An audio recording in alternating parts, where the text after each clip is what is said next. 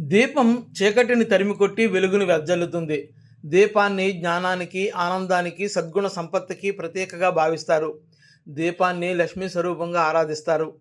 చీకటి వెలుగుగా మారాలంటే సుదర్శనం కావాలి. సుదర్శనం అనగా మంచి చూపు లేదా మంచి జ్ఞానం అనగా వెలుగుతో చీకటిని రూపుమాపడం, సంతోషంతో దుఃఖాన్ని తొలగించటం, జ్ఞానంతో అజ్ఞానాన్ని నిర్మూలించటం. మనిషిలోని అసూయ, కామం, భయం, హింస, అన్యాయం వంటివి చీకట్లు. అవి జ్ఞానం ద్వారా నాశనం అవుతాయని చెప్పడానికి దీపం సంకేతం. తమస్సుకు విరుగుడు దీపారాధన మంది భారతం. ఆ దీపం పేరే జ్ఞానజ్యోతి. జ్ఞానదీపేన భాస్వత అని భగవద్గీతలో చెప్పబడింది.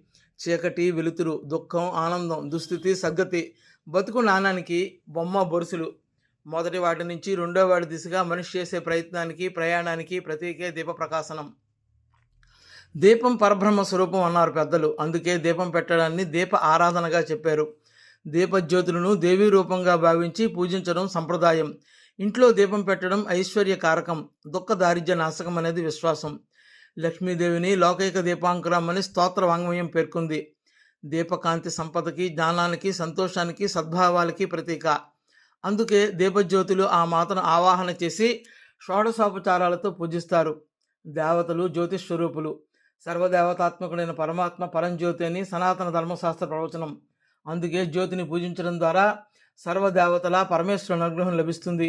దీపారాధన వల్ల అభీష్టి సిద్ధి, ఆనంద ప్రాప్తి చేకూరుతాయని, దుఃఖ దారిద్ర్యాది బాధలు తొలగుతాయనేది శాస్త్ర విశ్వాసాలు. ఈ దీపారాధనలకు ఆలంబనలు. చీకటి అజ్ఞానానికి, నిరాశకు ప్రతీక. కాంతి ఆనందానికి సూచిక. దీపం ఐశ్వర్యం, అంధకారం దారిద్ర్యం. దీపం ఉన్న చోట జ్ఞాన సంపద ఉన్నదని, దీపం సాక్షాత్తు లక్ష్మీదేవి అని మన శాస్త్రాలు చెబుతున్నాయి. దీపం జ్ఞానానికి, త్రిమూర్తులకు ప్రతీక. అందుకే సనాతన ధర్మంలో ప్రతి శుభకార్యంలో దీపాన్ని వెలిగిస్తారు.